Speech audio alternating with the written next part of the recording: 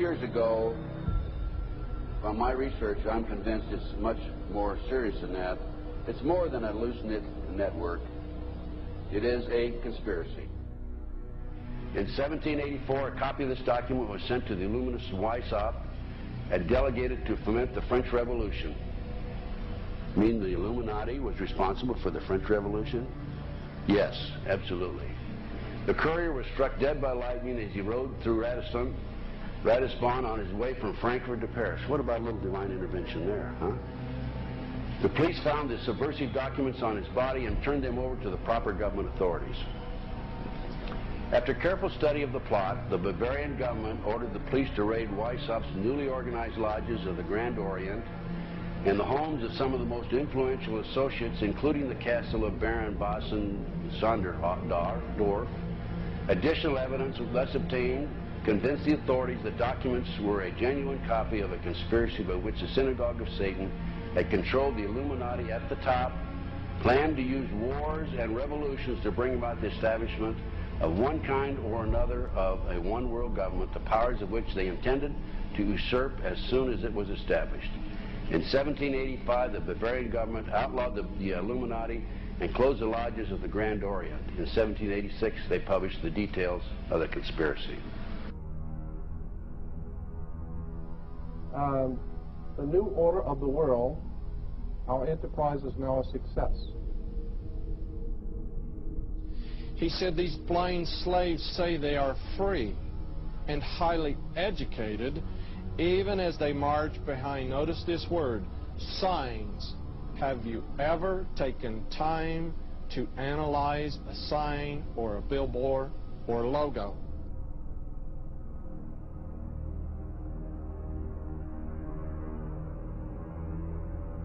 We'll start up here. In 1784, an act of God placed the Bavarian government in possession of evidence which proved the existence of the continuing Luciferian conspiracy. This explains the previous 9 pages, goes into it in detail. We don't have time to do it completely.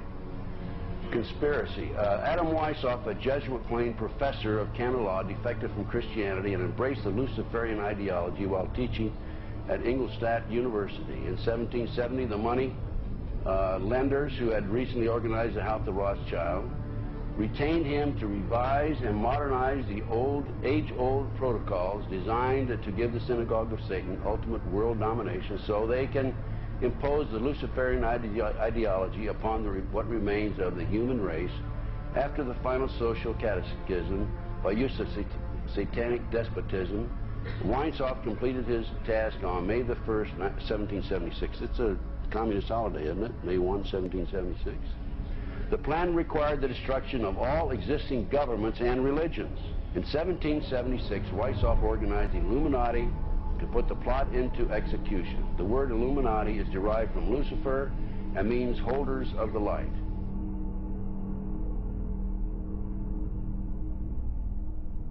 Weishaupt's revised plan required his Illuminati to do the following things to help them accomplish their purpose. 1. Use monetary and sex bribery to obtain control of people already occupying positions in high places in the various levels of all governments and other fields of human endeavor. Once an influential person had fallen for the lies, deceits, and temptations of the Illuminati, they were to be held in bondage by application of political and other forms of blackmail and threats of financial ruin, public exposure, and physical harm, and even death to themselves and their loved ones. Number 12. Told those present that they must use their wealth to have candidates chosen to public office who would be obedient to their demands and would be used as pawns in the game by the men behind the scenes. The advisors will have been bred, reared, and trained from childhood to rule the affairs of the world. Number 13, control the press. Number 16, infiltrate into the secret Freemasonry to be used for their purposes.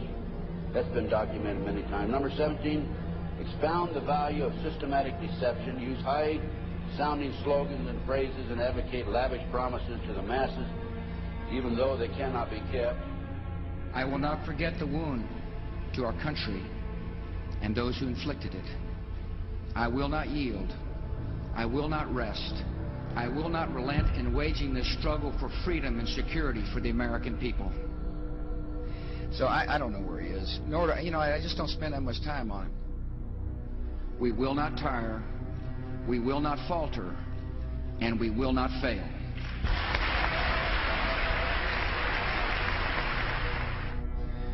Terror is bigger than one person.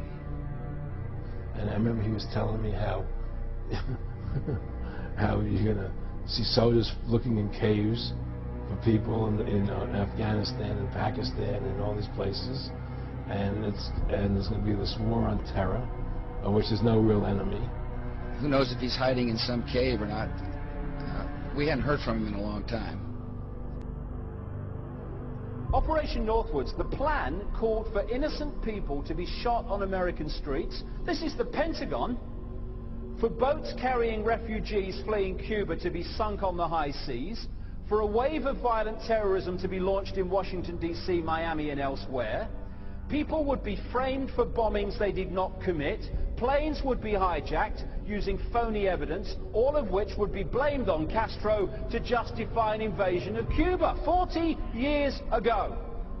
An aircraft at Elgin Air Force Base would be painted and numbered as an exact duplicate for a civil registered aircraft belonging to a CIA proprietary organization in the Miami area.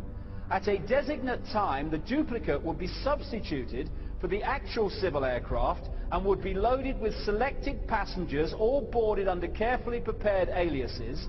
The actual registered aircraft would be converted into a drone, remote-controlled plane, their word for it. Takeoff times of the drone aircraft and the actual aircraft would be scheduled to allow a rendezvous south of Florida. I mean, he's been tested unlike any other president. This is 9/11.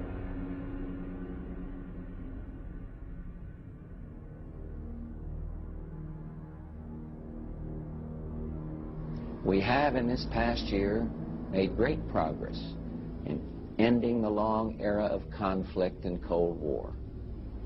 We have before us the opportunity to forge for ourselves and for future generations a new world order, a world where the rule of law, not the law of the jungle, governs the conduct of nations.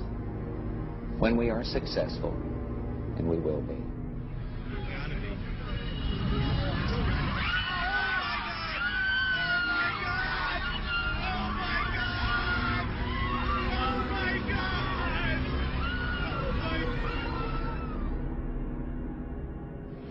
He argued that the use of any and all means to reach their final goal was justified on the grounds that the ruler who governed by the moral code was not a skilled politician because he left himself vulnerable and is in unsuitable position to his throne. He said those who wish to rule must have recourse to cunning and to make-believe because great national qualities like frankness and honesty are vices in politics.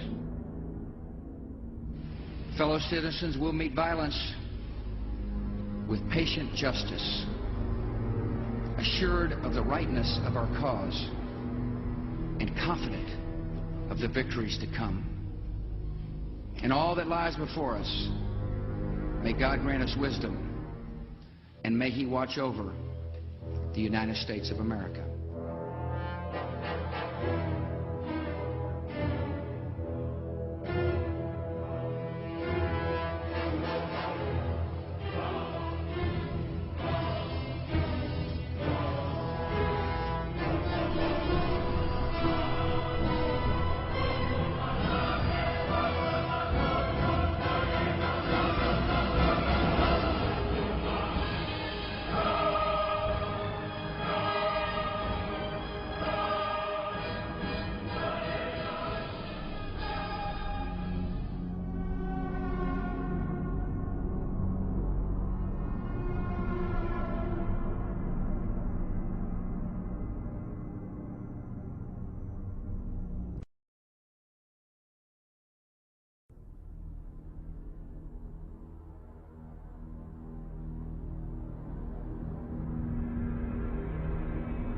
Union Banking Corporation was liquidated by the U.S. government, and Prescott Bush received $1.5 million for his holdings in his Nazi business, and that was the beginning of the Bush family fortune for all intents and purposes.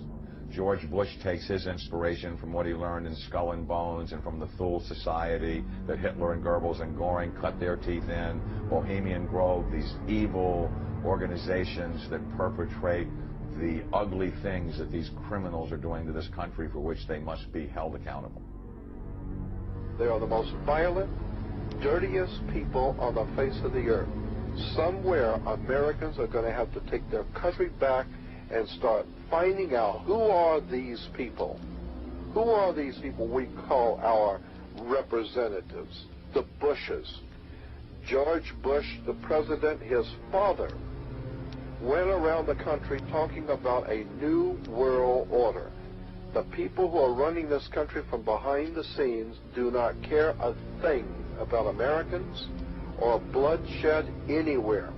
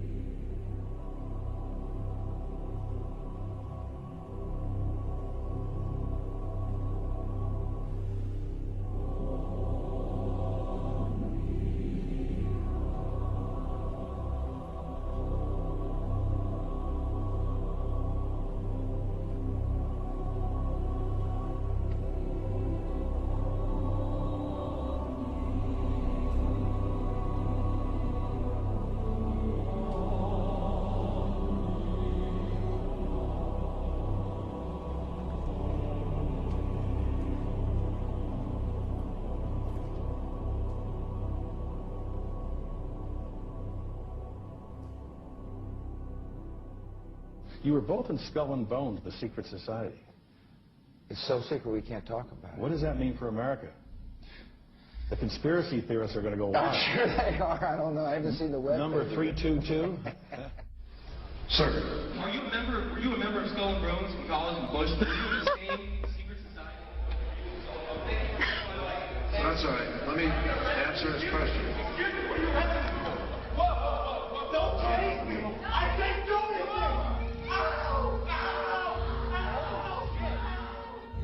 And what you're looking at here, staggeringly, is a group of people, some of the most famous people in America, in long gowns. Behind them there, you see a 40-foot stone owl. And there's the fire between them, next to the lake at Bohemian Grove. Now, one might wonder, understandably, why the people that run the banking, political, economic system and the media in America should be dressed in long robes doing a ceremony to a 40-foot stone owl. I think we should be told. No doubt you'll be hearing about all the differences between John Kerry and George W. Bush. But we've discovered they do have something in common. During their respective college days at Yale, they both belonged to a group called Skull and Bones. He's come pretty close. She was part of a team that successfully recorded part of the initiation ceremony that takes place in the tomb's courtyard. Okay, you have the doorway here. Yeah. Okay, then to the right you have a hedge, and then you have an evergreen tree. If you follow that line straight back, courtyard's in there. Okay. So that's where they have the ceremonies in the outdoor part of it. Part of it was indoor, so we only got to see the outdoor part. Right. We only got to and to listen to the outdoor part. God only knows what went on indoors. And what did you hear? What was it you know? You managed to get this unique it was disgusting. It was gross. I mean, they were pretending to murder people. And what was the tone of it, though? Was it jokey or was it quite... No, it wasn't jokey at all. It was sick. It's about the only way to describe it. It was sick.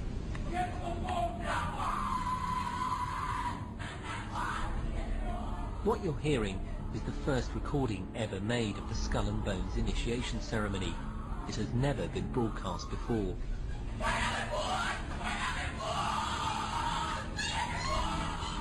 15 new members of the club are being introduced into the macabre rituals of Skull and Bones by the senior students who are about to graduate. The club has what some might see as a strange fascination with death, skulls and bones. There's the chants too, difficult to hear first of all, but including the devil equals death, death equals death.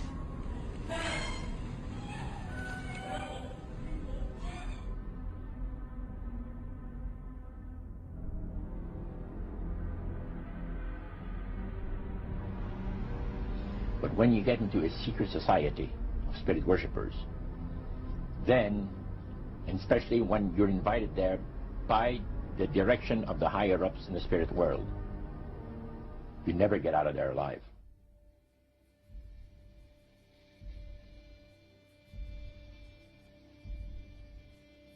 And he told us, he says, look, we worship spirits.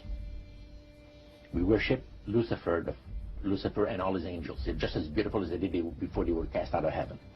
He says there was a misunderstanding in the whole thing. He says among the inhabitants of the galaxies. And he says our master was misunderstood. And they always praise the great master, Satan, as a super intelligent being that he is, beautiful to behold. And if he ever appears to you, you won't be able to look upon him because he'll be too bright.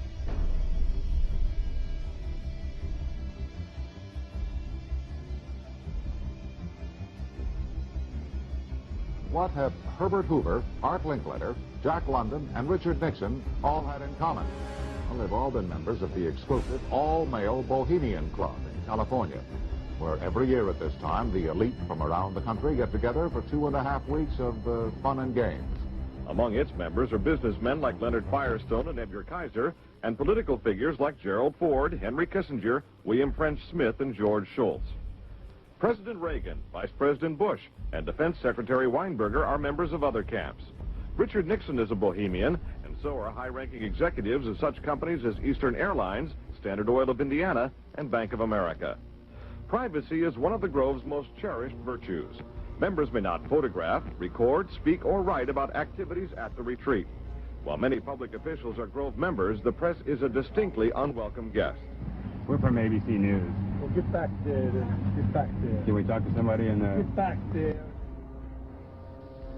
You see, for over 120-plus years in Northern California, in Sonoma County, on a 2,700-acre secluded redwood grove, leaders from around the world, prime ministers, chancellors, presidents, governors, again, the heads of industry, banking, academia, the media, Hollywood, travel there to engage in bizarre, ancient Canaanite, Luciferian, Babylon mystery religion ceremonies.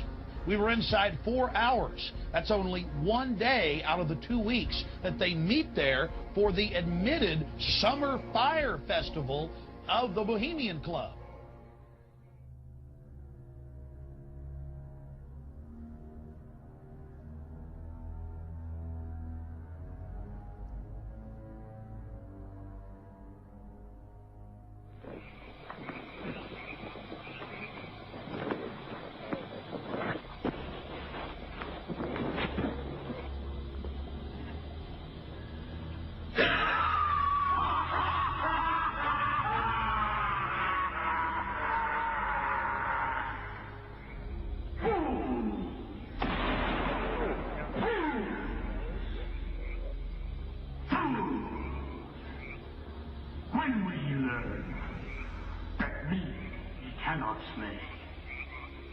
Year after year, he burned me in this grove, lifting your puny shouts of triumph to the stars.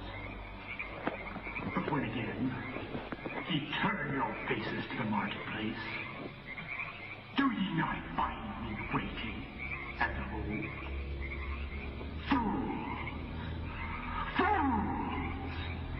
Fools to dream ye conquer care. Thou mocking spirit, it is not all the truth. We know thou waitest for us year after year within this happy grove. Our fellowship bans thee for a space. Thy malevolence which would pursue us here has lost its power under these friendly trees. So shall we burn thee once again this night, and flames that keep thine effigy, we shall read the sign, Midsummer sets us free. Ye shall burn me once again!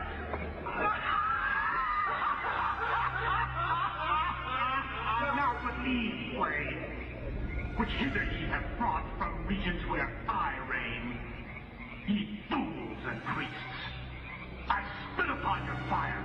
Hail, fellowship's eternal flame. Once again, midsummer sets us free.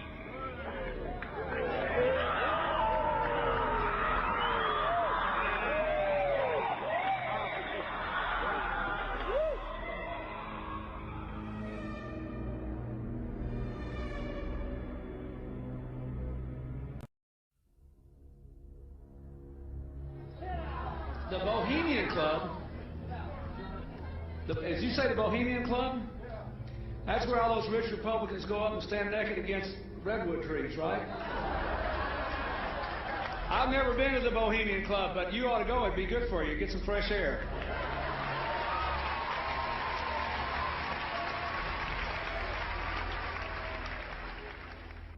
One last question. I read a Washington Times article many years ago where you had a comment about the organization, and then now it's been in the Wall Street Journal, it's been in a lot of different newspapers, and that's the Bohemian Grove. And back in, what was it, 1996, when you joined as a Clinton advisor, the Republicans were criticizing you, oh, what about Bohemian Grove? And then you countered them by saying, hey, I don't run around in the woods naked. What did that mean? Here is the before-mentioned Washington Times article where he said, I didn't run around naked like they do. I don't know what quote you're referring to. I'm not aware of any quote like that. Listen, I am a happy member of the Bohemian Grove. I like the folks who come there, and it's really inappropriate for me to talk about the group beyond that. Thank you. Have you been there for the ceremony with the cremation of care? Frankly, I don't think that's something I need to talk to you about. Really? That's right.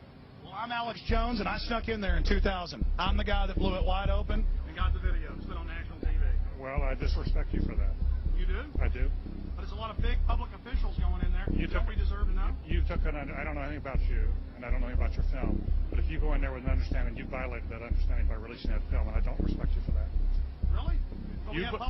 I'm sorry. You took an understanding when you went in there that you would not do that film. And did you have an understanding when you went in there? No. Did you crash it?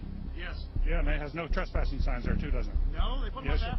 Oh, I'm sorry. I'm sorry, sir. I've been there before. I know what the circumstances are, and I'm sorry you violated the understandings. That was not a gentlemanly thing to do. But what about the ritual? Is the ritual gentlemanly?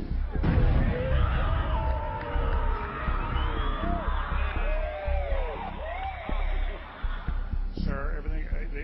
I don't owe you this comment. This is what's called ambush journalism, and I disrespect you for that as well. So thank you and goodbye. Been in the ritual? That's none of your damn business.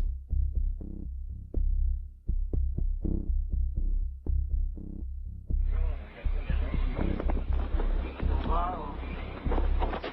Prince of all mortal wisdom, owl of Bohemia, we beseech thee, grant us thy counsel.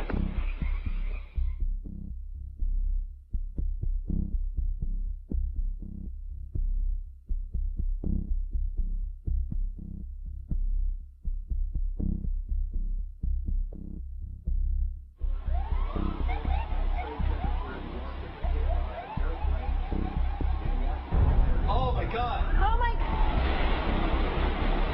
Oh my God! Oh my God! Oh my God! I told you!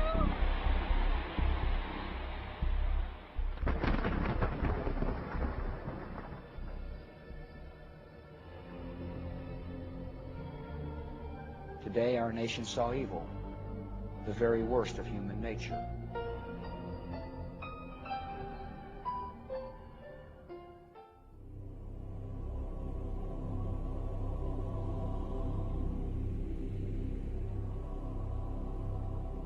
They had exactly the same agenda, and that was for bringing in this New World Order. I heard George Bush talking at that time. He was talking to Bill Clinton, and I've since photographically recorded it and wrote it verbatim in our book, that when the American people became disillusioned with Republicans leading them into the New World Order, that Bill Clinton, as a Democrat, was going to be put into the office of president. This was decided in 1984. Actually, I'd heard about it even prior to that. But that, as of 1984, they were already discussing it as an absolute fact. the CIA is carrying out mind control on countless numbers of unwitting American victims. And he even went so far as to say the basic methods that they use in this mind control: hypnosis, drugs, and torture. Three parts policy that they had adopted there. The second one was to find a way of being able to get total control of people's minds. And that would be done by taking hypnotism out of the realm of the occult and introduce it as a new science for the benefit of mankind.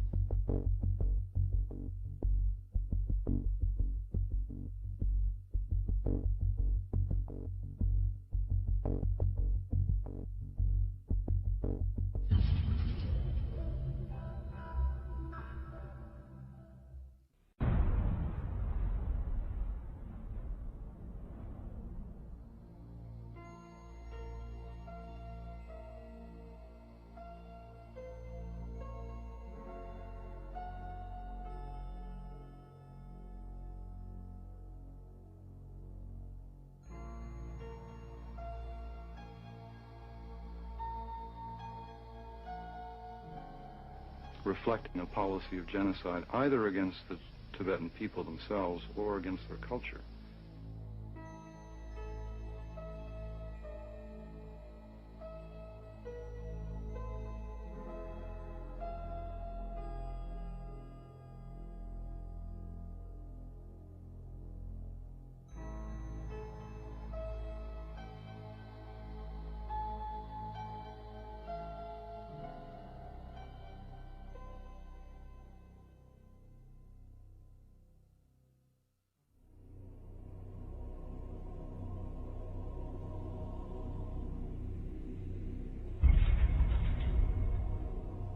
Once I realized I had met an honest, genuine, high-level Freemason who told me there were 13 levels of Freemason above the 33rd degree, and that these people were God. There was no God, they were God.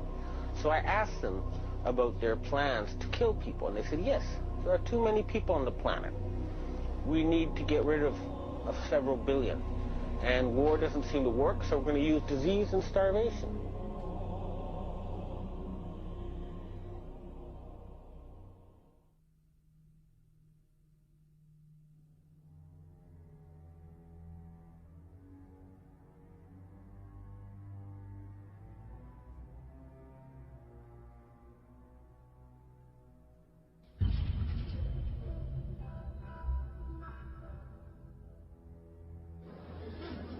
He knew what was happening, and he attempted to warn us when he left office. He told us, quite bluntly and in no uncertain terms, to beware of the military-industrial complex. And who is the military-industrial complex? It is the members of the Council on Foreign Relations, and since the inception of the Trilateral Commission as well.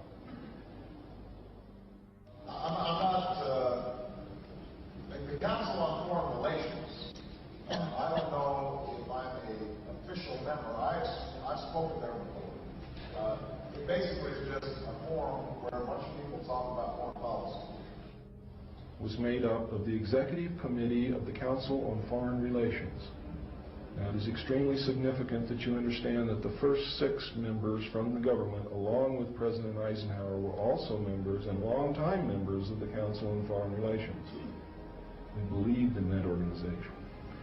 They believed in its goals, which was one world government.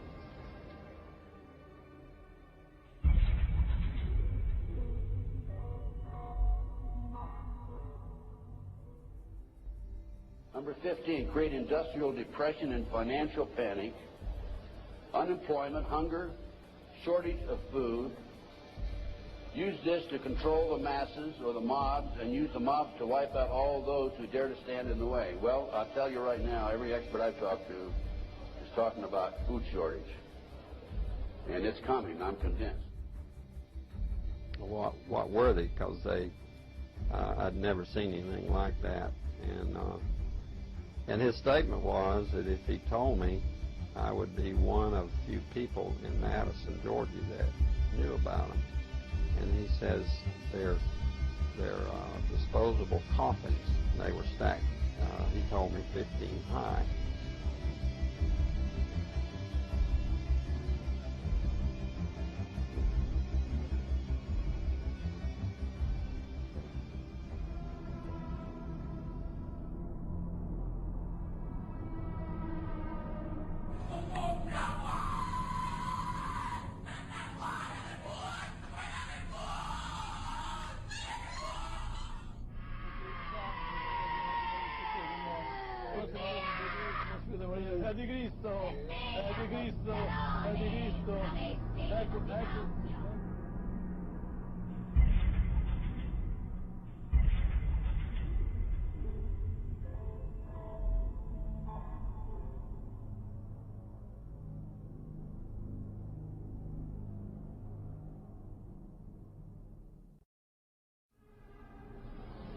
One of the driving forces behind this movement, the Illuminati, is the satanic cult movement in this country today.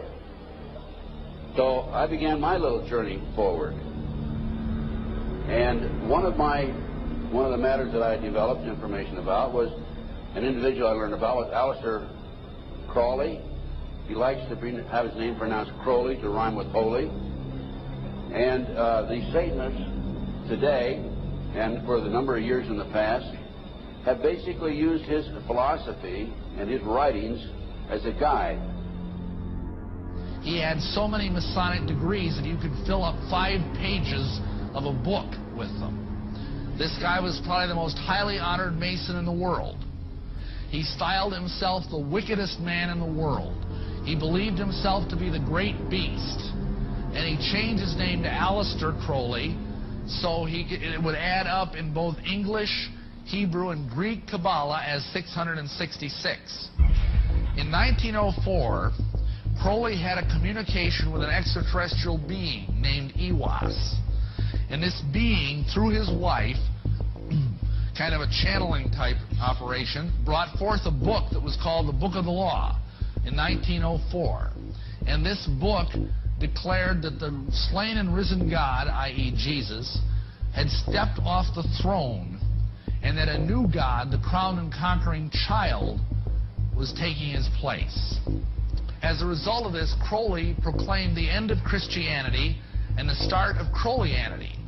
Crowley taught that the way you could live forever was by vampirizing little children sexually. And he personally bragged of having slaughtered 150 male children in 1 year.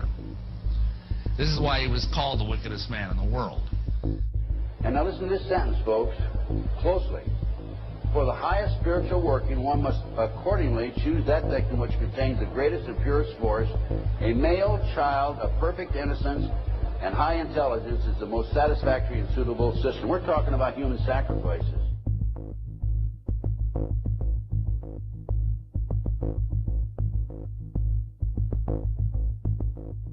And they'd also drug them up, and they'd take a sacrificial knife and they'd start from the chest and move all the way down to your abdomen. And then that's how they sacrificed, and they'd collect the blood and they'd drink it. When the mid-September through mid-November, they sacrificed babies and nothing but babies because they need the pure blood of the untainted children. And I didn't understand what it was like. I can't believe I'm seeing this every year of my life. I've experienced that, and that was the hardest part for me. It's like hearing those babies literally scream and cry, and then seeing their blood flow. The little boy was taken to a basement. He was crucified alive. First he was skinned. Why is it that no one knows this? Because there's Satanists in the police force and also in the government, the army. They're everywhere. They're even on the council. of the representatives of the United States also. And they're silenced because this is not being exposed because they don't want it to be exposed. Because they're really good at lying and hiding things. Rebecca, what happens to the people that want to come out of Satanism? They get killed. They get followed, they get taken, they get sacrificed in front of the congregation of the Satanic Church. Why? Because they know too much information about the Satanists and who their names and places of where they keep the people underground, and they just know too much information. It's like being in a gang or in a mafia. You don't get out alive without consequences.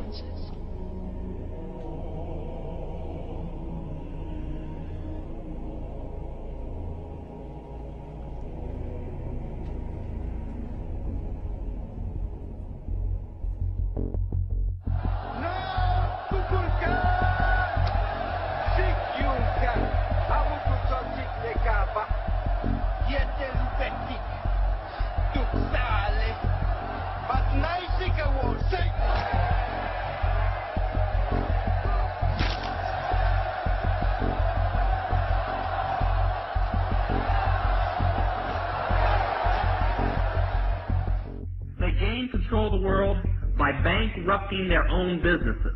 The Illuminati owns most, I would say 99 9/10 of the stores that you walk into and shop and the gas stations you go to. And they are going to destroy them on purpose. And the idea of taking over is to bankrupt the whole world where nothing is of any value and the currency does not exist anywhere, and then come back and solve all the problems.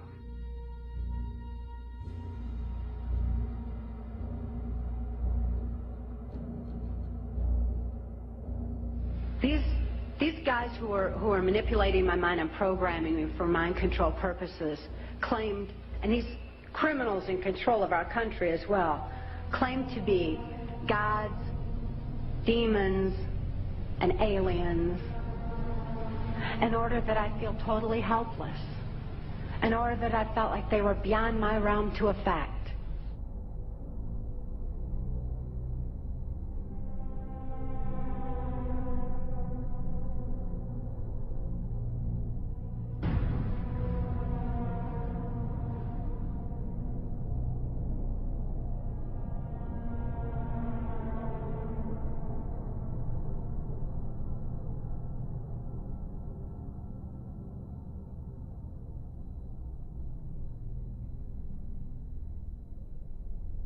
Why do they keep the aliens in a Faraday-shielded environment? Because they have a tendency to disappear right through walls. And if you can prevent the transmission of electromagnetic energy, you can stop them from doing it. Then the medium said, we have a very special surprise tonight for you people. A spirit will manifest itself openly here in a few minutes. And right through the wall. Now, the lights weren't terribly bright, but they were like living room lights. A couple of floor lamps, and maybe some of these. And that translucent being seemed to come right out of the wall. How did you feel right at that moment? It's almost like my heart stopped a little bit. Very weird feeling. So it was a lady in a beautiful evening gown, swirling. And she said to Mary, my dear sister, you are so wonderful to have asked for me.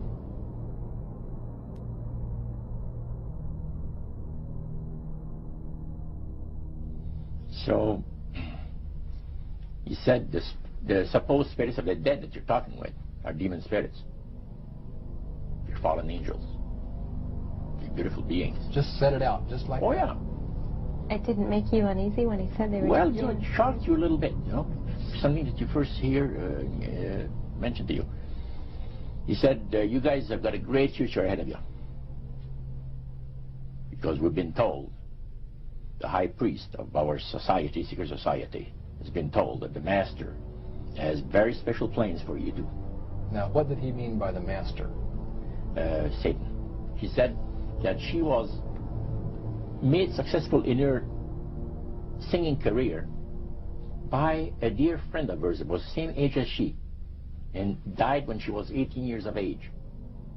And Loretta was trying to get into the singing world, you know, but she says, I had no success at all. Until one night I was sitting in bed reading a book, and she says, who walks right through the wall but my friend, the spirit of my friend? And she says, Loretta, I'm going to make you a very famous person in singing Western country music, and I will be with you all the time. She said her voice went through me, the power. See? And you saw this in a television documentary? Yeah. This was, I believe, 1976 it took place. Now, the priest explained that when people believe in this business, they are actually opening themselves to be completely deceived by demon spirits, because it gives the demon spirits an opportunity to impersonate the dead. See? And for people to believe their lies. Isaiah 14 and 11 even speaks of vials being built into his body. Vials are pipes. The piper is calling you to join him. The Illuminati doesn't produce rock music to entertain you. They don't produce rock music to make money. They don't need that money. They own everything anyway. They do it to put demonic influence in your life.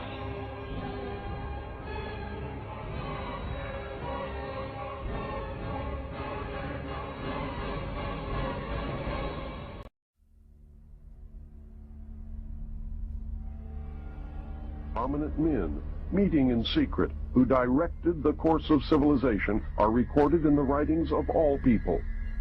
The oldest is the Brotherhood of the Snake, also called the Brotherhood of the Dragon, and it still exists under many different names. The Brotherhood of the Snake is devoted to guarding the secrets of the ages and to the recognition of Lucifer as the one and only true God.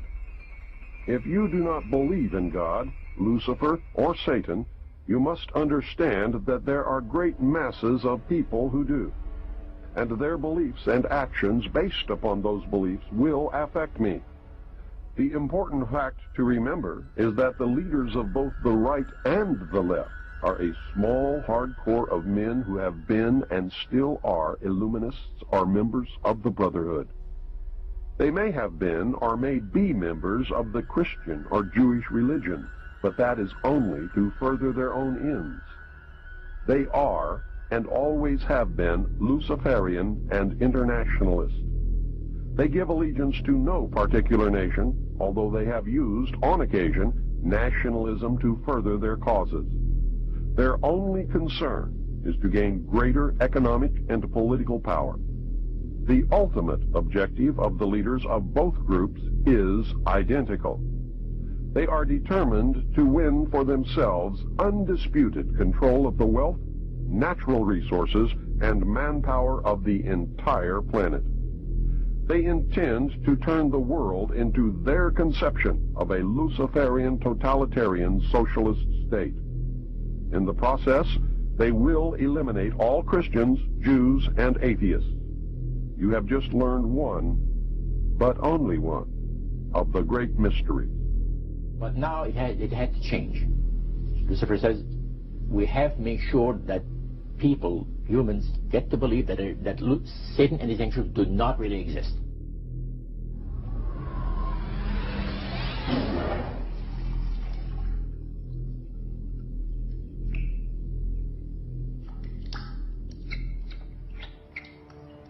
That's what they're trying to do.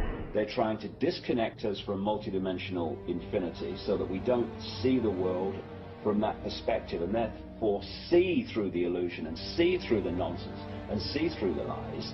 And then once they've disconnected people, they then program this lower level of our consciousness with a reality that suits them. And therefore, the only information that they have to get a fix on how they see life themselves and reality in general is through the eyes and the ears. And who controls that? The Illuminati control that. They're trying to disconnect us from multidimensional infinities, and then once they've disconnected people, they then program this lower level of our consciousness with a reality that suits them.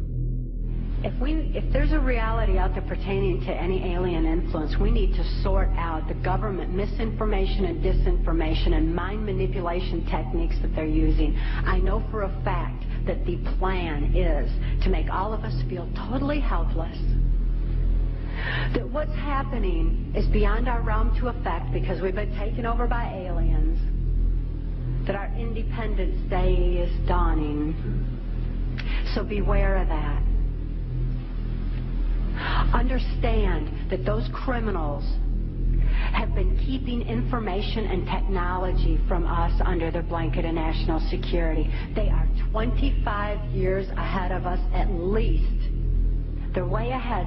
So when they say, it's aliens, and they show us some incredible technology, don't fall into the trap of feeling totally helpless, that this is beyond our realm to affect. Superstition begins where knowledge leaves off. And they have been keeping knowledge from us for a long time.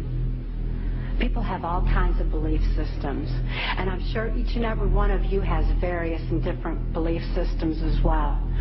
I'm not saying that there's no such thing as aliens. That would be foolish of me to even say anything like that at all.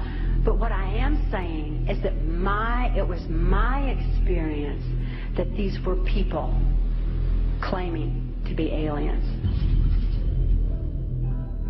Some people in this world are about to destroy the sovereignty of nations, take away our Bill of Rights. The UFO thing is integrally tied into this in some way. I'm not exactly sure how, but if extraterrestrials are real, then they're controlling everything, believe me.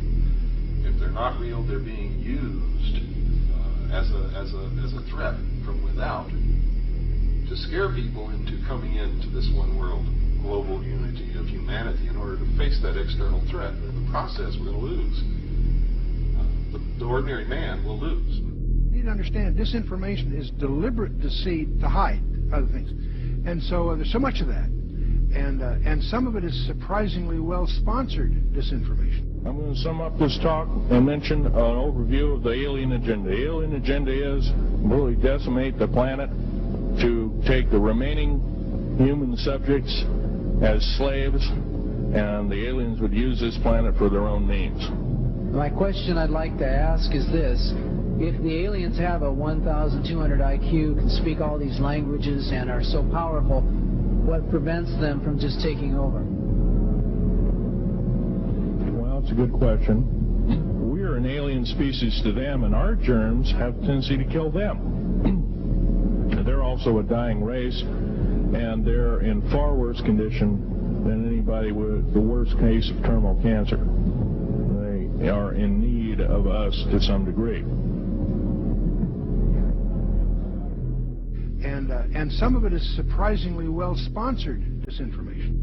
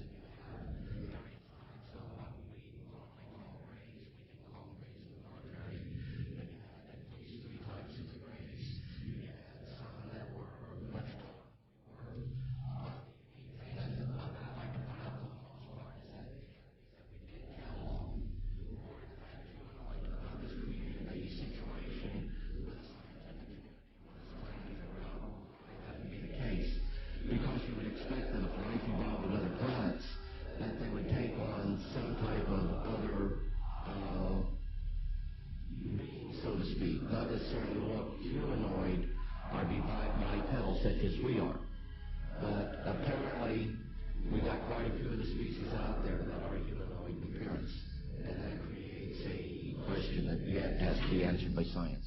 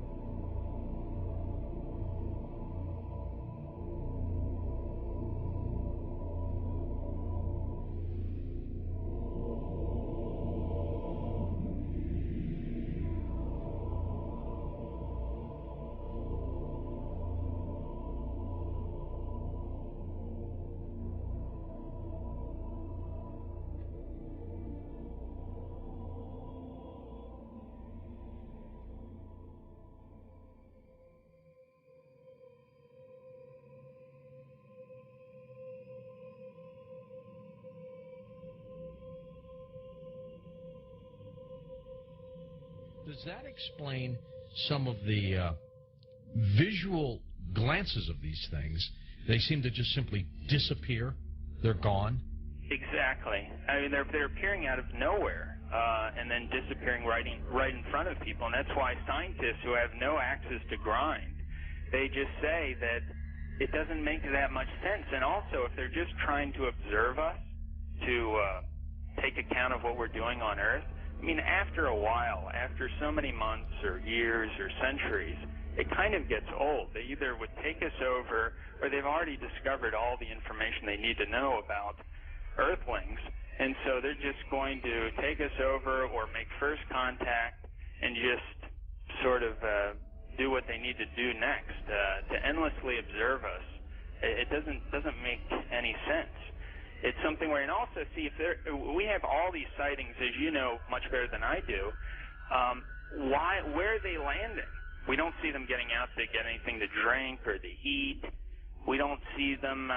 They've never tried to make contact with any large amount of people in a major city, and so this doesn't. And also all the endless medical procedures that the people who have claimed to have been abducted. Why the endless medical procedures? I mean, if we're talking about such an advanced race of alien beings, they don't need to do that over and over and over again. Interesting perspective. Let's talk about some of the facts out there of evidence that may support your conclusion that the UFOs are spiritual phenomena, not physical, like so many other people also believe. What can we pinpoint again? Well, again, it's something where you cannot have a material or a physical being penetrating the ground, penetrating the water, appearing in front of people, then disappearing instantly, And then also changing colors, sometimes only when they're accelerating, with every color in the spectrum has been reported. Many UFOs coming and making one UFO breaking apart and then going into multiple UFOs.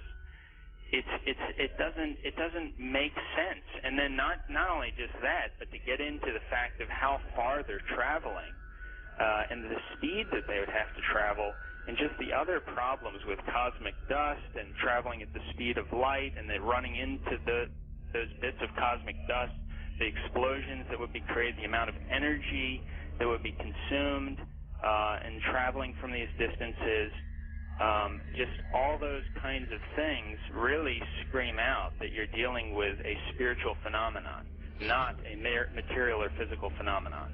There does seem to be a deception here, because I've always wondered, my gosh, if they're that benevolent, if they're that understanding of humankind, make yourself available. That's why some of these other scientists have said that they seem to be trying to set people up to deceive them as if they are aliens, but the facts just say that they can't be that there's something else. It doesn't make any sense, and there's something else, a psychological deception that's going on here. And many of these scientists say, I don't know what it is, but we've concluded that it's got to be that.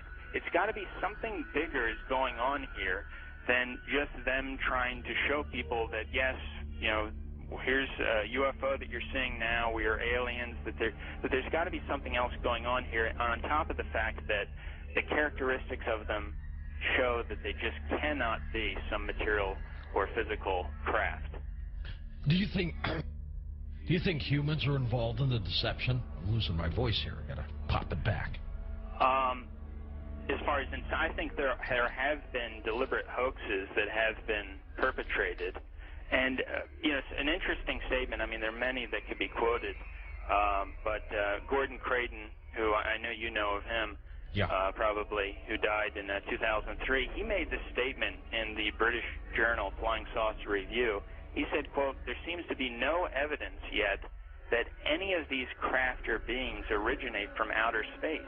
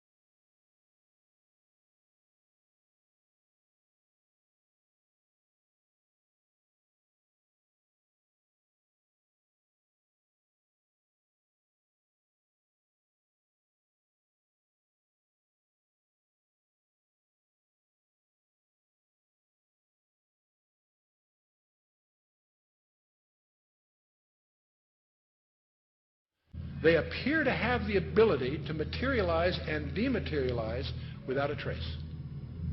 One of the great mysteries of the UFOs isn't seeing them, is trying to figure out where are they when you don't see them. Some people say, well, they're from another galaxy. Most physicists will debunk that for lots of reasons. They seem to pose that way, but for lots of, if they came, if there are that many coming from another galaxy, you think you'd sense the traffic.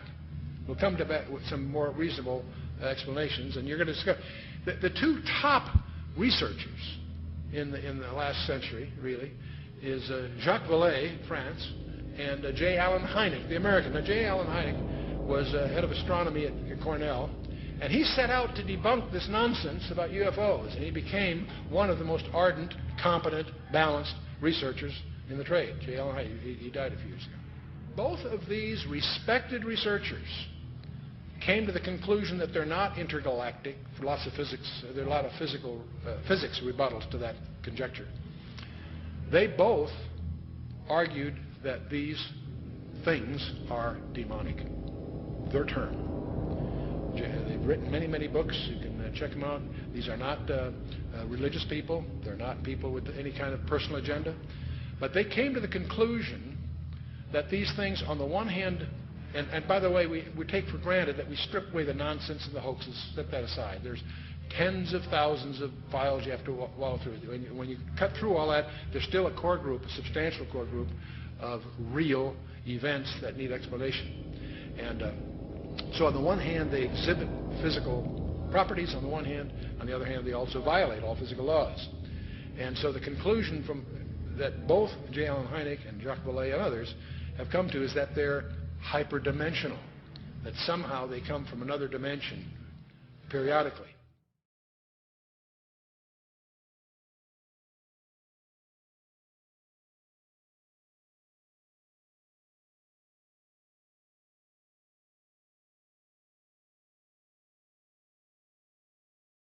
Both of them came to the conclusion that these creatures are hyperdimensional. They're not from some other galaxy. They also both concluded they're hostile because they pretend to be something they're not.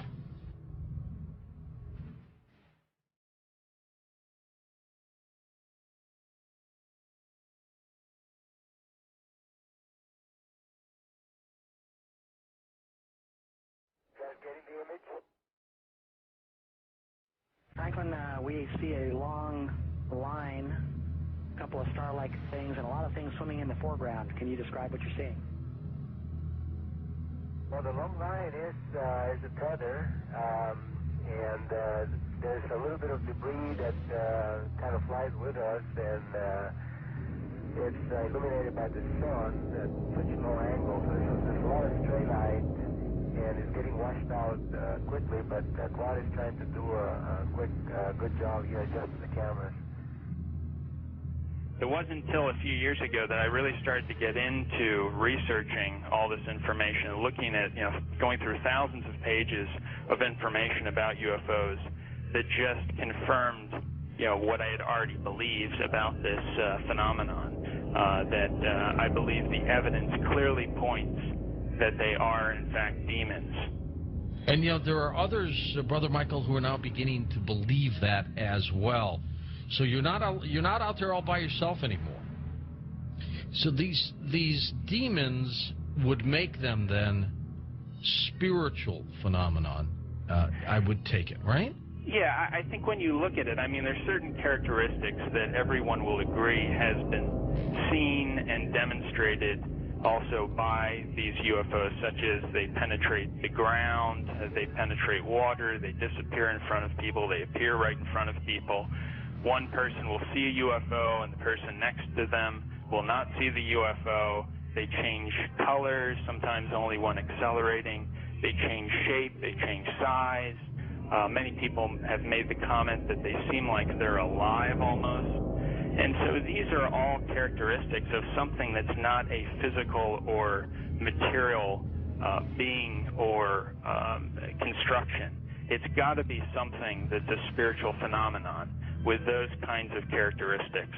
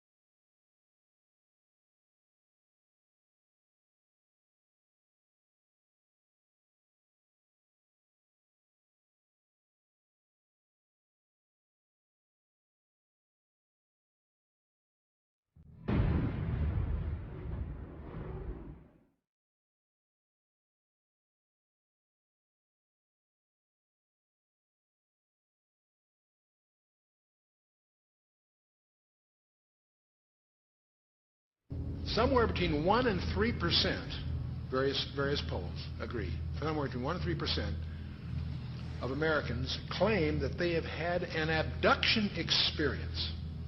That's over 5 million people, or in that neighborhood.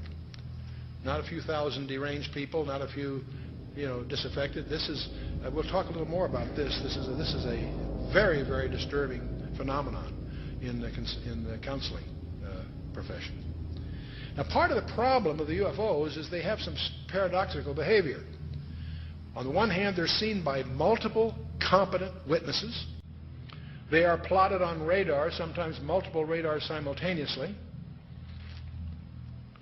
They leave tangible traces on the ground, sometimes radiation, evidence of burning, and other things. So they are apparently real in the sense of being physical, on the one hand. There are photographs. Sometimes they show up on photographs, sometimes they don't. But here's the problem. While they seem to be tangible on the one hand, they exhibit behavior that can't possibly be physical. They can go in excess of 6,000 miles per hour without sonic booms. What on earth does that mean? I'd like to know how they do that trick. They've been plotted making right-angle turns at over 16,000 miles an hour. That defies the laws of physics. That's now perhaps the most disturbing thing of all. They appear to have the ability to materialize and dematerialize without a trace. In his book, Secrets of the UFOs, ufologist Don Elkins made the following observation. I have found that some people can achieve the contact phenomenon simply by being hypnotized, and the same general message permeates over 90% of the millions of words received by thousands of people around the world. No one knows what hypnosis is. No one knows what goes on in the mind. It's an altered state of consciousness like yogis and witch doctors have been practicing. It loosens the normal connection between your spirit and your brain, and of course if the hypnotist can control you, make all kinds of suggestions, make you think things are happening that are not happening, make you think you have powers that you don't, experiences that you haven't, even implant memories. Other beings, if there are other minds out there, they could also do the same thing.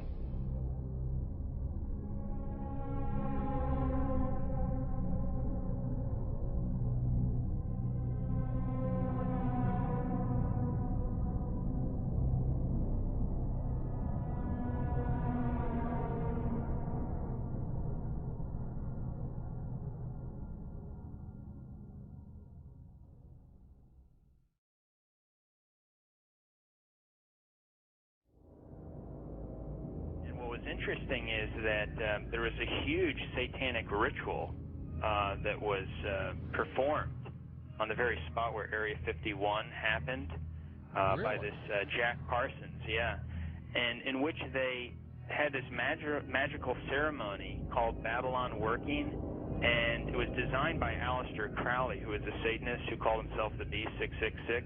Yes. And the purpose of this series of magical ceremonies, which was performed on the spot of Area 51, where it's now located, was to unseal an interdimensional gateway, they said.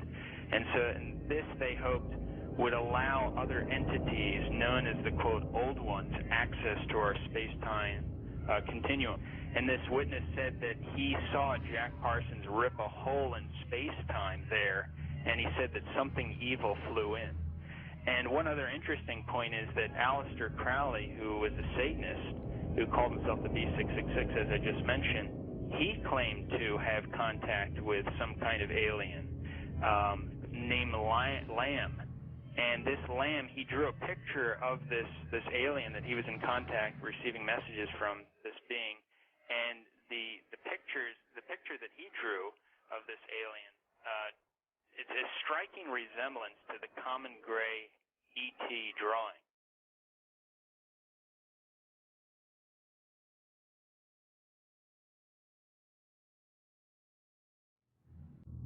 And obviously they have the secret base there where advanced aircraft is being tested. And so it's not one or the other, it's actually both. And what's interesting is this fellow Jack Parsons, who was the main person involved in the satanic ritual, he was involved in creating some of the most advanced technological stuff that we have right now in rocket propulsion systems. He was even involved with a lot of stuff that NASA does. They even named a crater on the moon. It's called the Parsons Crater. It was named after Jack Parsons. Right. So you see all the connections here. You know, I've long believed that if there is satanic activity on this planet, and I believe there is, if they are in constant communication with these demons, or even if they conjure them up, Brother Michael, is it possible they do with their rituals and things like that?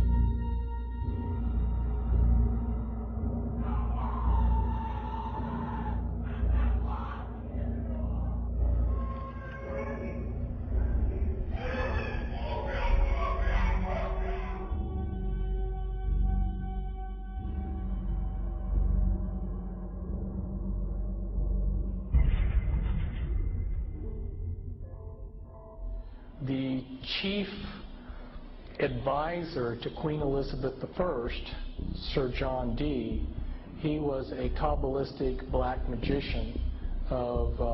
He had gone to the continent and learned from the top Jewish Kabbalists black magic, and he was the chief advisor in the British Empire. And he created Enochian magic and the Enochian language, which the Illuminati, which are hiding behind the Jehovah's Witness headquarters, they use Enochian rituals. Sir John Dee conjured up demons or angels, okay, with his black magic. The beings that he conjured up, there were pictures drawn of them, and they looked identical to what we call gray aliens. Okay, I tell you something.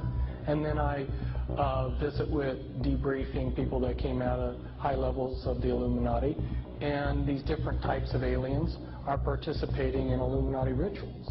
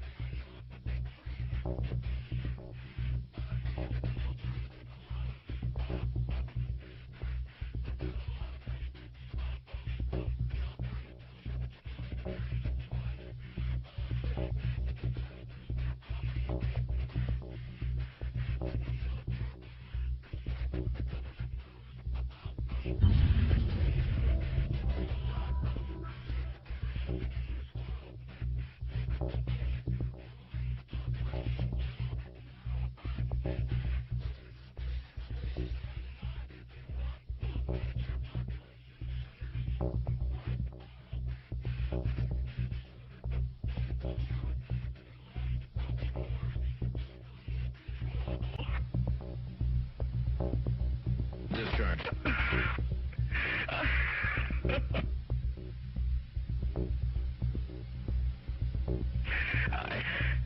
I started getting...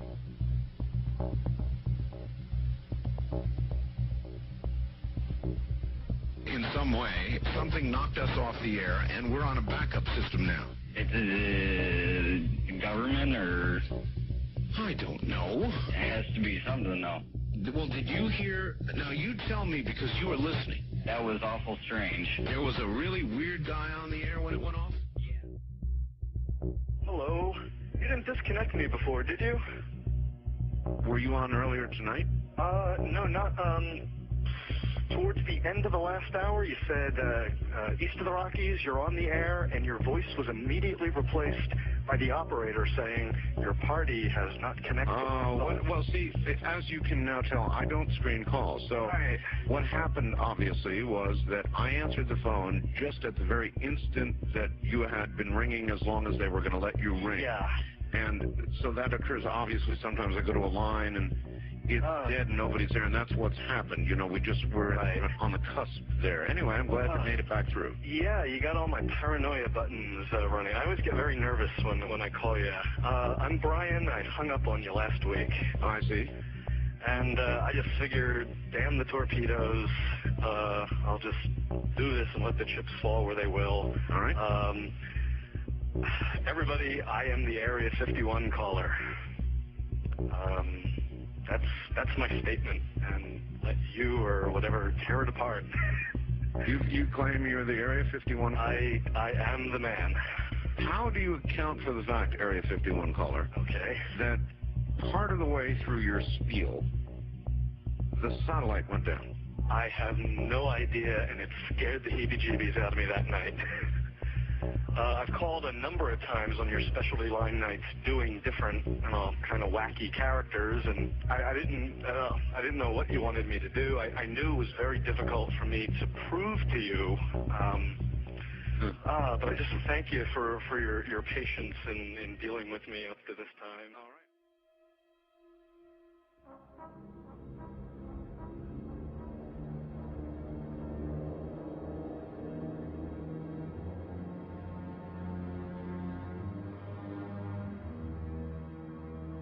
Perhaps we need some outside universal threat. I occasionally think how quickly our differences worldwide would vanish if we were facing an alien threat from outside this world. And yet, I ask you, is not an alien force already among us? What could be more alien to the universal aspirations of our peoples than war?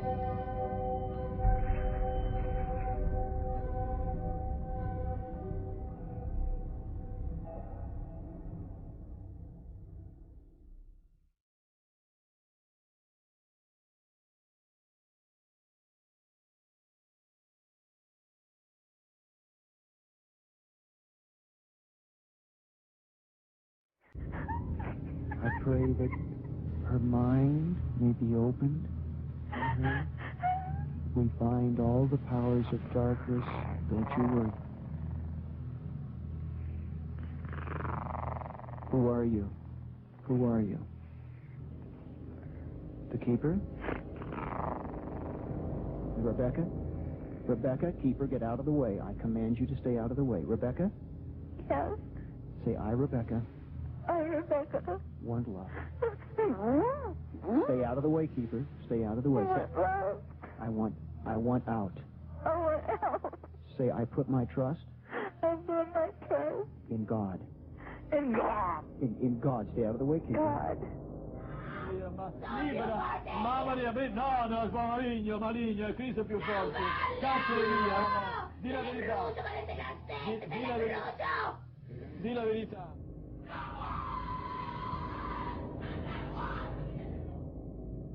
So what they're doing, in effect, is using the secret society network they've set up to manipulate these bodies into power, but in doing so, they're putting themselves into power because they're controlling the mental and emotional processes of these vehicles.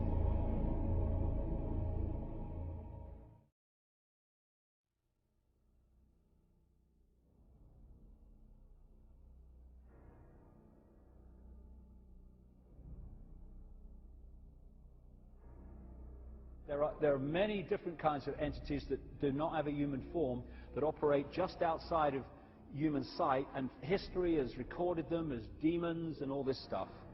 But the reptilian part of it seems to be very significant to the controlling systems on the planet today.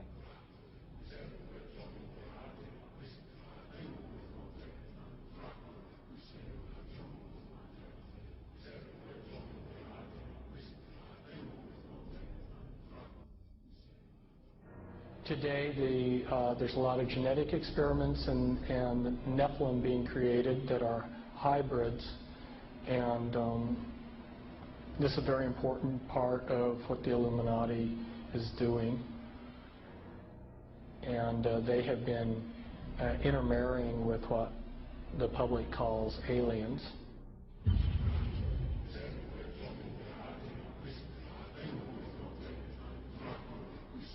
So that these people aren't human as we would know human. They've been pretty thoroughly demonized. The bottom line is I have concluded that there are no good aliens. The aliens are demons, and we've got a mixture going on of demons and flesh and blood, and we've also got other genetic experiments.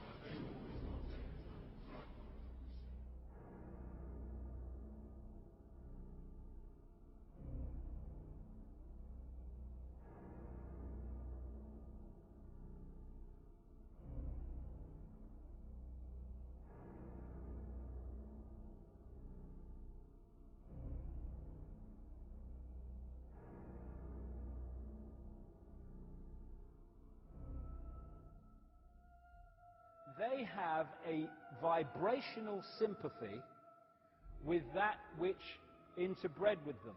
And this doesn't have to be physical interbreeding either. Remember, a demon gets a little spooky picture. They are a fallen angel, an unclean spirit. They can assume any form or go into anything. I have concluded that there are no good aliens. The aliens are demons.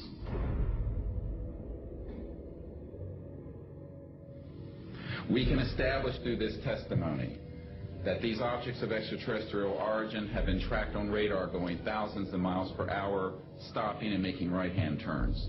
That they use anti-gravity propulsion systems, which we have already figured out how they work. That extraterrestrial life forms have been retrieved, and their vehicles have been taken and studied thoroughly for at least 50 years.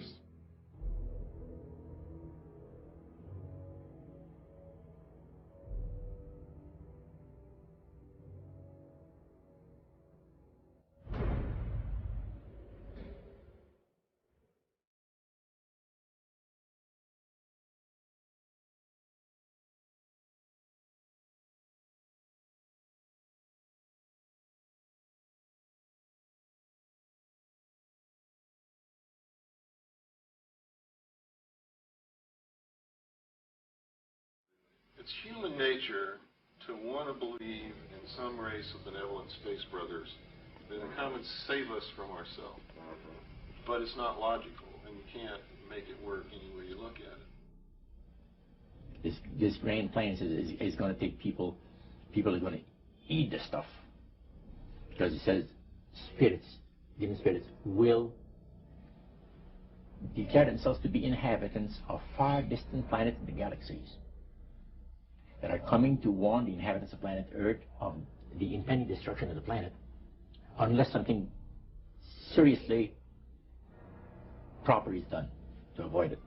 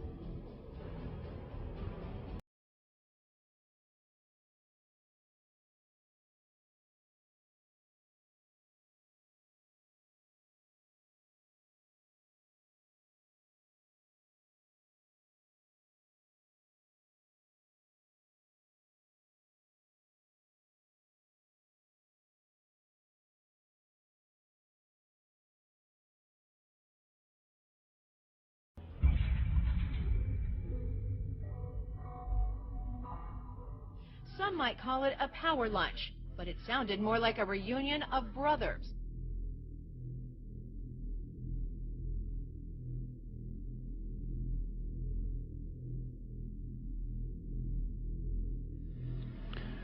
The Illuminati were to obtain control of the press and all other agencies which distribute information to the public.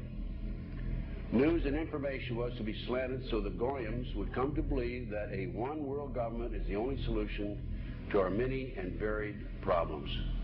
Their plot, their plan, their conspiracy remains invisible. The whole agenda is to create a one world government where everybody has an RFID chip implanted in them. All money is to be in those chips, right? There'll be no more cash. And this is getting me straight from Rockefeller himself. This is what they want to accomplish.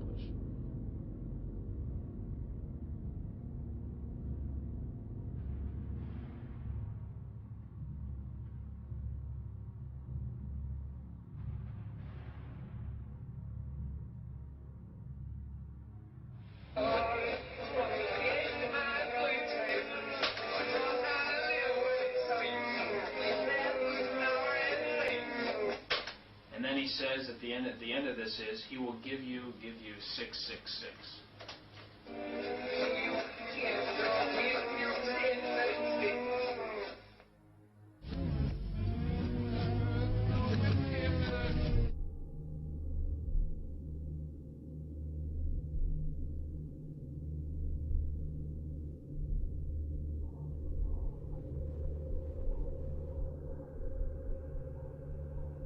Behind them is a cult of evil, which seeks to harm the innocent and thrives on human suffering. Evil has found a willing servant.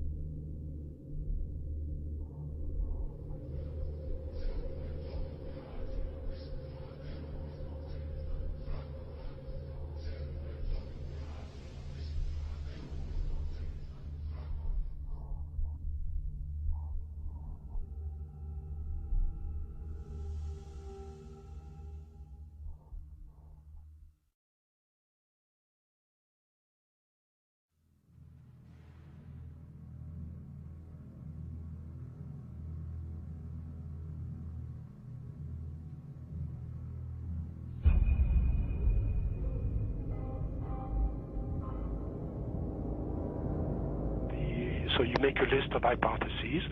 This is obviously not a natural phenomenon, and the extraterrestrial explanation seemed to be the best one. Why shouldn't we know that there's got to be life throughout the universe? So why shouldn't it be able to come here, especially since there must be civilizations there that are thousands, if not millions of years ahead of us? But then, as you get more and more data, you realize that's not what the witnesses are describing. What the witnesses are describing is something that, in many cases, comes out of nowhere, disappears into nowhere. There are cases of objects becoming transparent on the spot, physical objects, material objects. And I have no question that people have said, well, Vallée doesn't believe this is physical. Well, of course it is physical.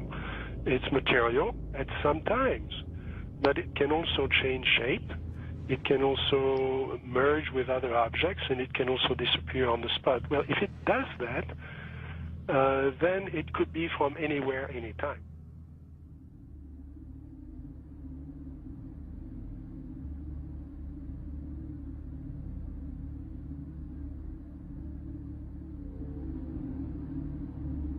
We always try to, to discredit the old legends, trying to say, no, these people were crazy, they thought everything was possible.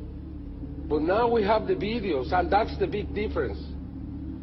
Could you believe There are videos now of probably angels in the sky.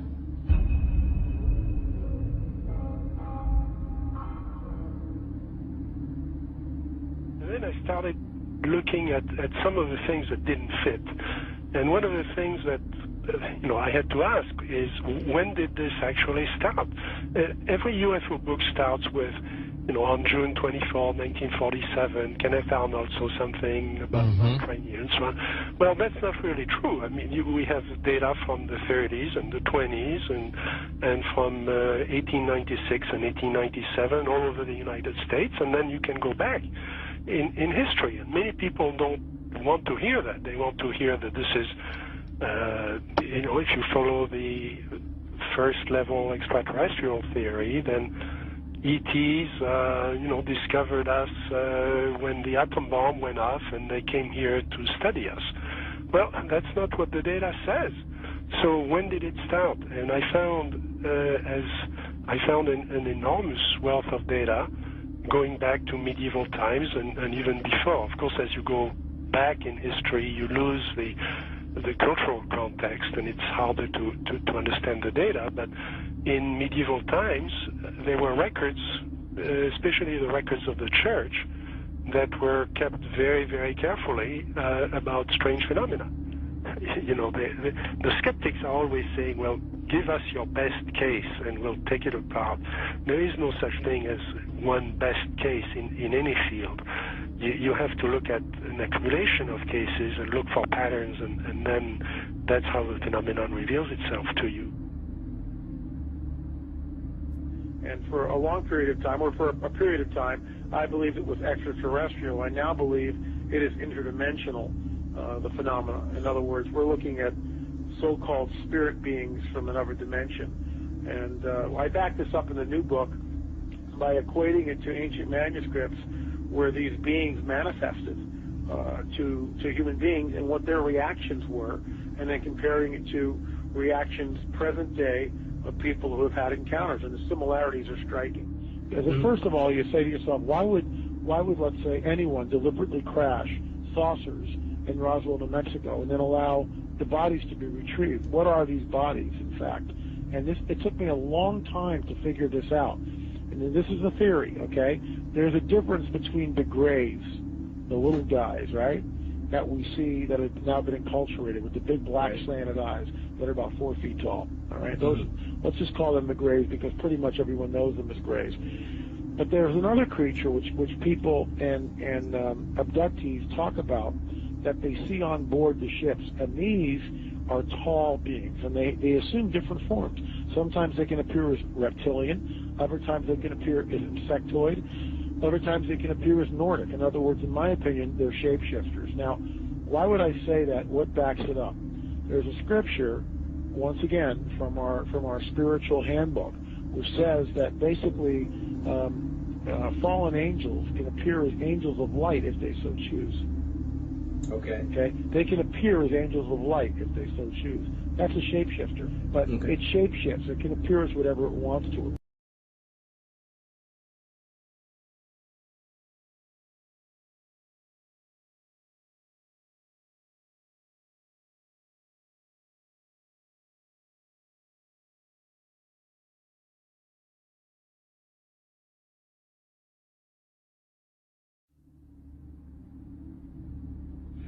I believe that many of us were shown these documents over the years so that later we would talk about it. I mean, how can you keep the existence of extraterrestrials, if they were real, a secret?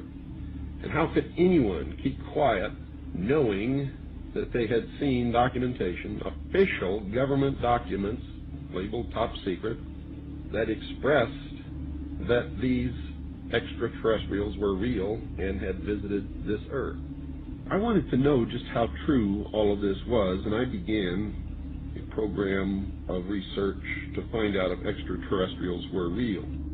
What I discovered was amazing.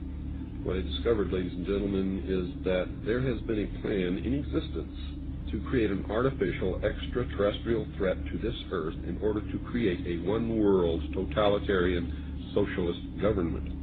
all the bombardment of the public with movies about flying saucers in the 50s, right after the United Nations Treaty was signed and the UN Participation Act was pushed through Congress, and all of the incidents since that have convinced the majority of the American people that flying saucers are real and extraterrestrials exist, and that flying saucers are from an extraterrestrial origin. This is being promulgated in many ways, by television commercials, in the movies, in the newspapers, by creating incidents either real or imagined.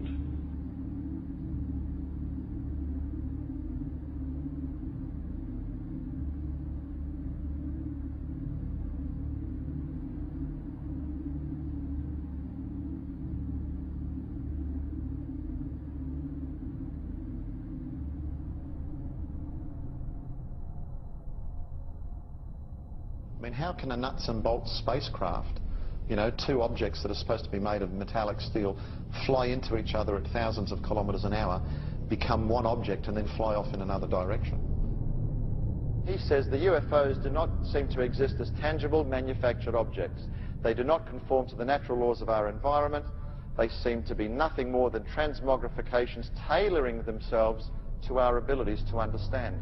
The thousands of contacts with the entities indicate that they are liars and put-on artists.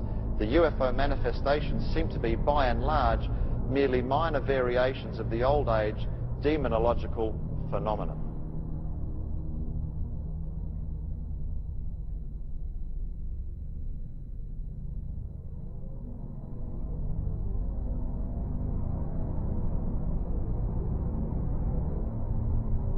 And again, the researchers will show you that the messages being received are deceptive in nature.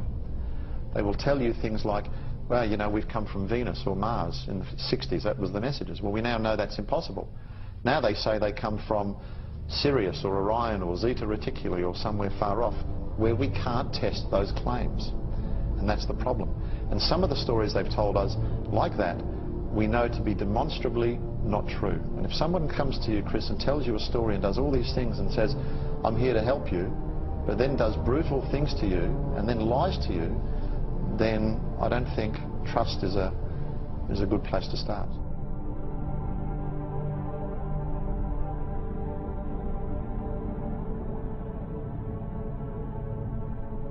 There is no evidence, I wish to emphasize, that these life forms from elsewhere are hostile towards us.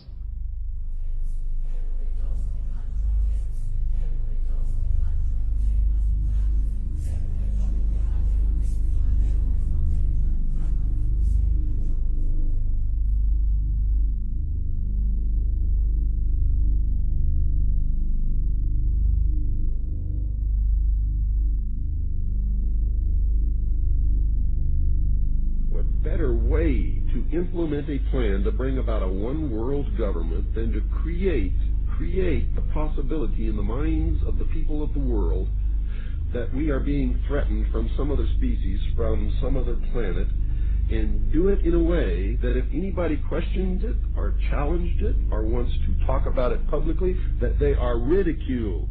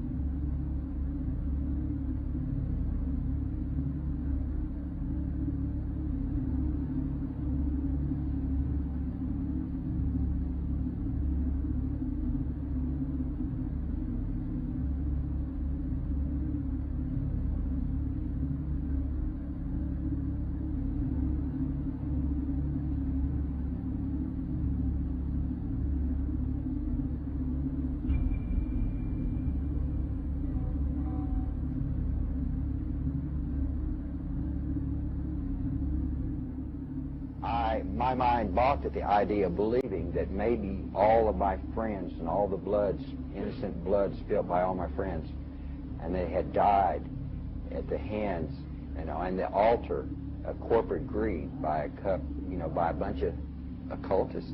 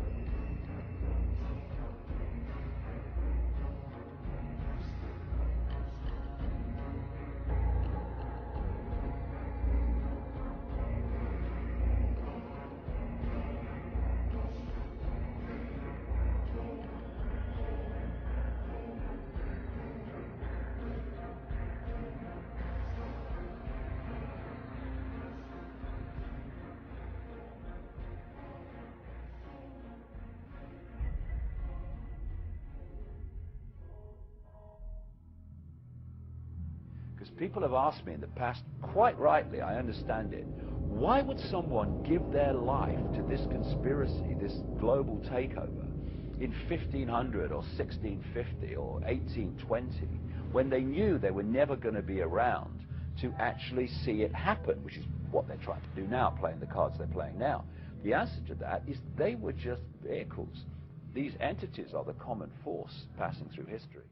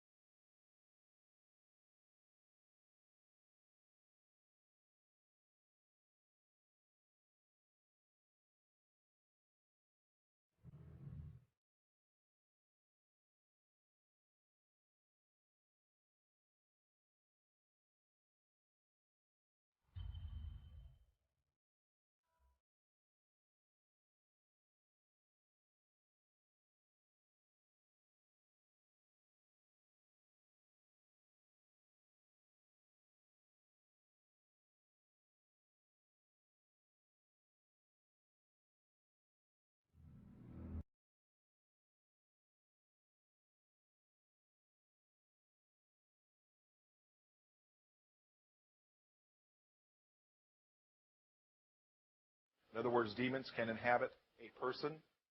then you also must know that demons can and do inhabit inanimate objects. I've seen it happen over and over again.3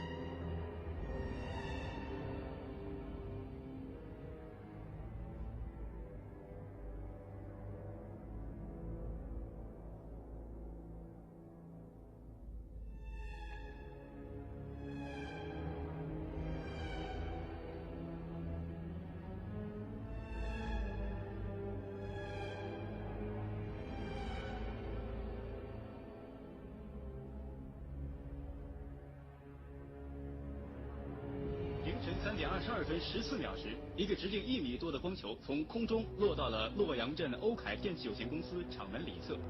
落到地面后，这个光球就不停地抖动。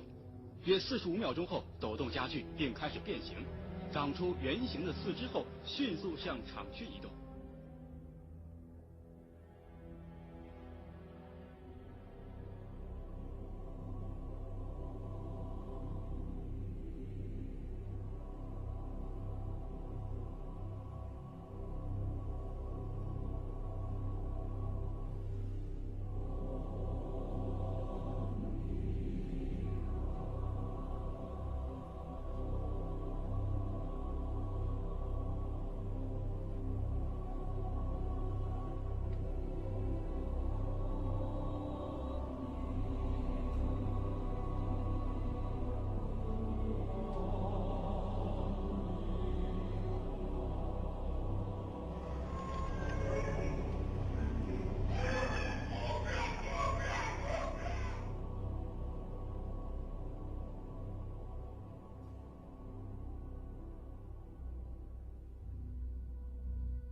And said you're going to see guys going into caves looking for looking for people that they're never going to find. You know, he was laughing about the fact that you have this war on terror. There's no real enemy. He's talking about how by having this war on terror, you can never win it because so it's an eternal war, and so you can always keep taking people's liberties away. And I said, how are you going to convince people that this war is real? He said, but the media can convince everybody it's real. I mean, you know, it's just that you keep talking about things, you keep saying it over and over and over again, and eventually people believe it. Our war on terror begins with Al-Qaeda, but it does not end there. Multiple intelligence estimates have warned that Al-Qaeda is actively planning attacks on the United States homeland from its safe haven in Pakistan.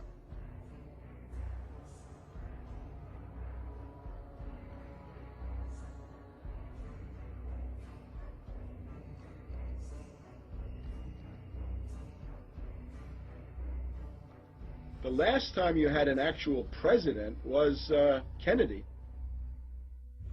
Ladies and gentlemen, the very word secrecy is repugnant in a free and open society.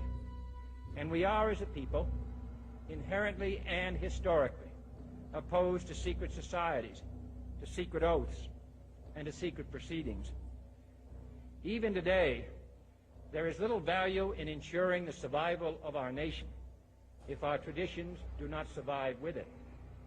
And there is very grave danger, for we are opposed around the world by a monolithic and ruthless conspiracy that relies primarily on covert means for expanding its sphere of influence, on infiltration instead of invasion, on subversion instead of elections, on intimidation instead of free choice, on guerrillas by night instead of armies by day.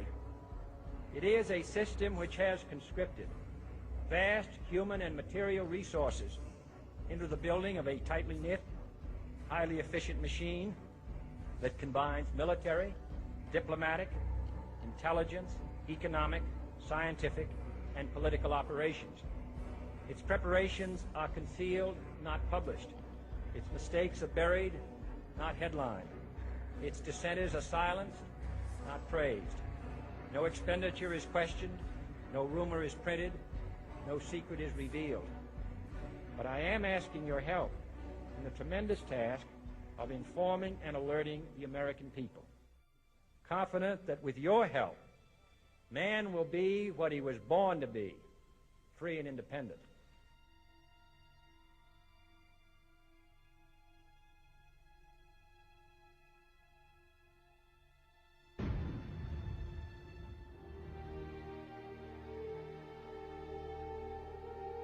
For I have complete confidence